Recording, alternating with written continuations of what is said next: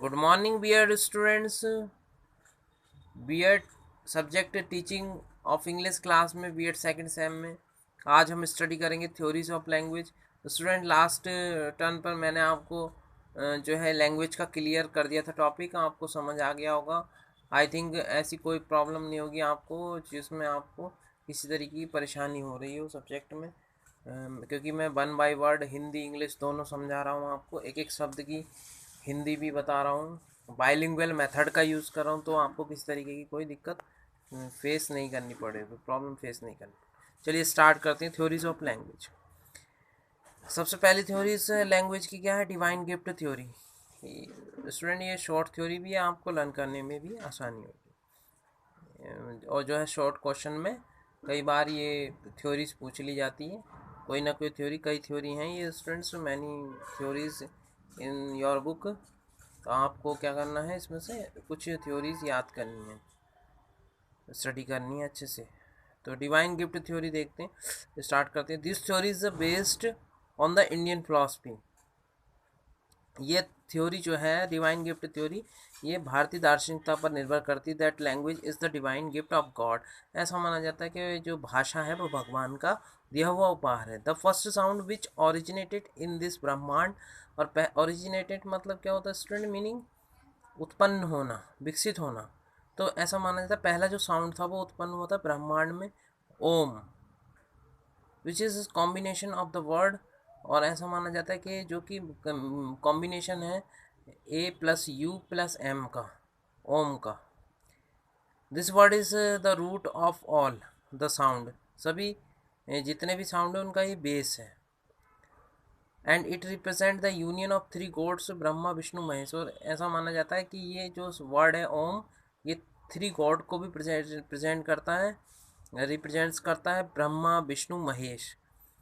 चलिए ये थ्योरी आपको कॉन्सेप्ट इसका क्लियर हो गया होगा, शॉर्ट थ्योरी है। नेक्स्ट टॉपिक हम देखते हैं। नेक्स्ट थ्योरी है ओनोमोटोपोइक थ्योरी, और इसको हम ओनोमोटोपोइक थ्योरी को हम बो थ्योरी भी कह सकते हैं। दिस थ्योरी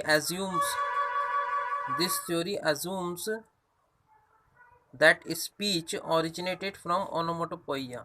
ओनोमोटोपोइया क्या होता है स्टूडेंट? आपने अलंकार पढ़े होंगे, तो ओनोमोटोपोइया होता है ध्वनि अलंकार, that is sound imitation.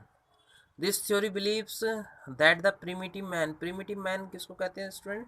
Primitive man होता है आदि मानव, जो प्राचीन काल में थे। ये थ्योरी जो है ओनोमोटोपोइक थ्योरी का बिलीव्स ऐसा मानना है कि जो प्रिमिटिव मैन था आदि मानव, inspire to express himself through speech by imitating the cry of words. जो प्राचीन मानव था उसको पक्षियों से प्रेरणा मिली अपने विचारों को उजागर करने की। The call of animals, the chattering of leaves.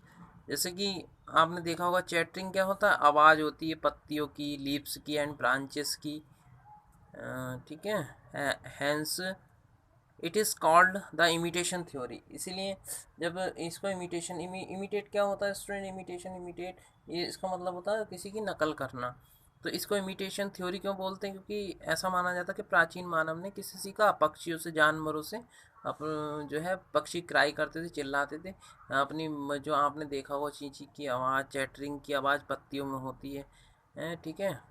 जैसे जो होता है कौवे की आवाज़ कैसी होती है? कौ कौ, है ना, इस तरीके से होती है।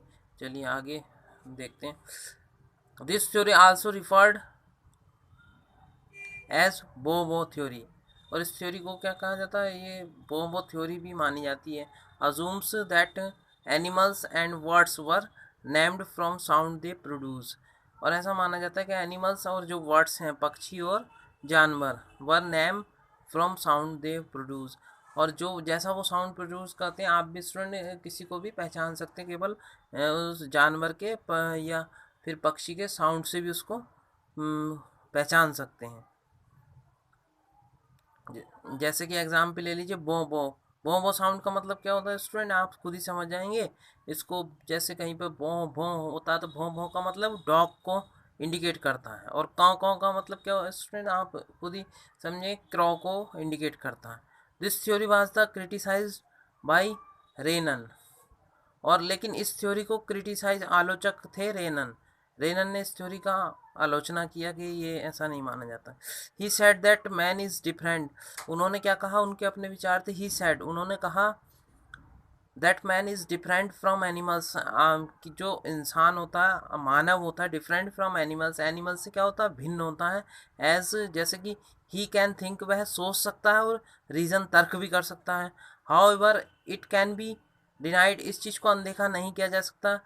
Man has originated from the app family, और ऐसे इस चीज़ को भी हम अनदेखा नहीं कर सकते कि जो मानव है, that man has originated from app family, कि मानव कहाँ से विकसित हुआ है, एप फैमिली से। एप फैमिली भी स्टूडेंट यहाँ पर आप बानर जाति कहेंगे, बानर जाति, बानर की फैमिली, या फिर आदि मानव भी बोल सकते हैं student. As was declare by Charles Darwin, और इसी प्रकार से डिक्लेयर किया चार्ल्स डार्विन के द्वारा भी डिक्लेयर किया गया है, जो उनकी कोई बुक वगैरह है, in his theory of species.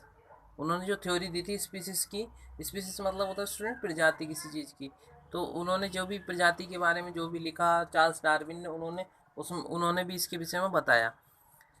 आगे देखते हैं, Max Muller was another critics, Max Muller जो थे दूसरे क्रिटिक्स थे, who does not agree to the view. अब मैक्स मूलर की बात करें हम, पहले पहले तो देखो स्टूडेंट यहाँ पे ये देखना कि जो रेनन थे, रेनन ने भी क्रिटिसाइज किया, ठीक है, उन्होंने इस थ्योरी को मतलब थोड़ा सा पलट करके बताया, लेकिन उन्होंने ये भी कहा स्टूडेंट्स कि किसी भी तरीके से हम ये चीज़ अनदेखा नहीं कर सकते कि मानव जो है ओरिजिनेटेड हुआ है कहाँ से, एप फैमिली से, बानर जाति से।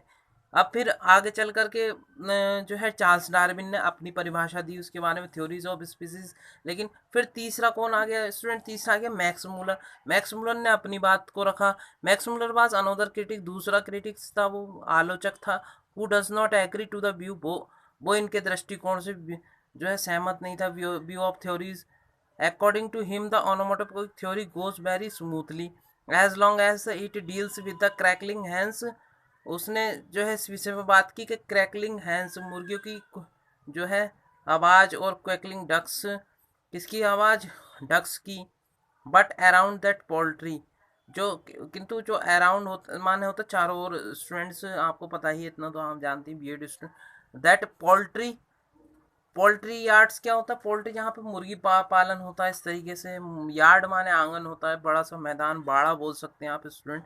That poultry yard there is a wall, उसने कहा पोल्ट्री यार्ड में क्या होती है, चारों ओर दीवार होती है। एंड वी सून फाइंड, और जल्दी वी सून फाइंड, हम जल्दी पाते हैं, इस चीज़ को हम देखते हैं, that it the that it is behind, कि उसके पीछे से जो वॉल होती है, वॉल माने क्या होता है, वॉल माने दीवार। दैट लैंग्वेज रियली बिगेन, उसने कहा कि वास्तविकता में, तो भाई मैक्स मूलर ने कहा कि आवाज़, साउंड कहाँ से उत्पन्न हुआ, जो ये होते हैं ना बत्तख, मुर्गी पालन जहाँ पर होता है, उसके चारों ओर पोल्ट्री के वॉल होती है, और हमें उसके पीछे से साउंड सुनाई देती है बत्तख की, और क्या नाम है, मुर्गियों की। तो इस सबसे सीखा मानव ने, ऐसा मतलब मैक्स मूलर ने कहा ऐसा।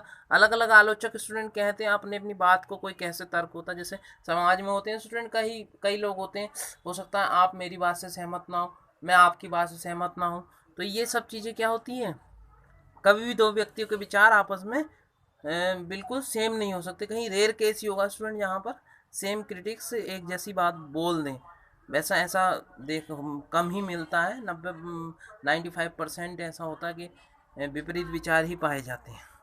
चलिए आगे देखते हैं फर्दर। आगे उन्होंने क्या कहा, ही रिमार्क, उन्होंने उल्लेख किया that echoic word are like artificial flower without roots, और जो इकोइक वर्ड होते हैं, ये इकोइक वर्ड क्या होते हैं, इकोइक वर्ड स्टूडेंट, एकोइक वर्ड ऐसे होते हैं, किसने कहा, मैक्स मूलर ने कहा। एकोइक वर्ड्स, ये नहीं सोचना मैंने कहा, मैक्स मूलर ने कहा echoic word are like artificial flower, जो ध्वनि सूचक शब्द होते हैं वो तो एक तरीके से आर्टिफिशियल बनावटी फ्लावर्स की तरह होते हैं, जिनकी जड़ें ही नहीं होती हैं, बिना बिना जड़ के फूल, ऐसा कहा मैक्स मूलर ने। They are sterile, student, sterile, sterile माना होता व्यर्थ, they are sterile and unfit to express anything beyond the one sub one objective which they imitate. तो स्टूडेंट्स ये मैंने अभी आपको दो थ्योरी समझाई हैं, आपको टू थ्योरी मैंने एक्सप्लेन कर दी हैं, डिवाइन गिफ्ट थ्योरी और ओनोमोटोपोइक थ्योरी, जिसको हम क्या कह सकते हैं स्टूडेंट, वो थ्योरी भी कह सकते हैं या फिर इमिटेशन थ्योरी भी कह सकते हैं। अगर तीन तीन नाम से हम इसको जो है प्रेजेंट कर सकते हैं, जैसे ओनोमोटोपोइक थ्योरी, वो theory, imitation theory. Divine gift theory अलग हो गई थी। तो ये दोनों थ्योरी आप लर्न कर लेंगे, याद कर लेंगे, और स्टूडेंट बराबर आप रेगुलर तैयारी करते रहिए। जिस स्टूडेंट को इंग्लिश में कोई दिक्कत है वो एक बार पढ़े, उसको रीडिंग करे, रीडिंग के बाद अपना टेस्ट खुद करे, कॉपी नोटबुक लेकर के उसको लिख लिख करके देखें। जब जितना आप बार बार लिखेंगे तो मैं सोचता हूँ आपको किसी तरीके की प्रॉब्लम फेस नहीं करनी पड़ेगी। अपनी वोकैबुलरी अच्छी रखें, और जो है इसको मतलब कई कई बार कोई वर्ड मीनिंग है कुछ है तो उसको लिख कर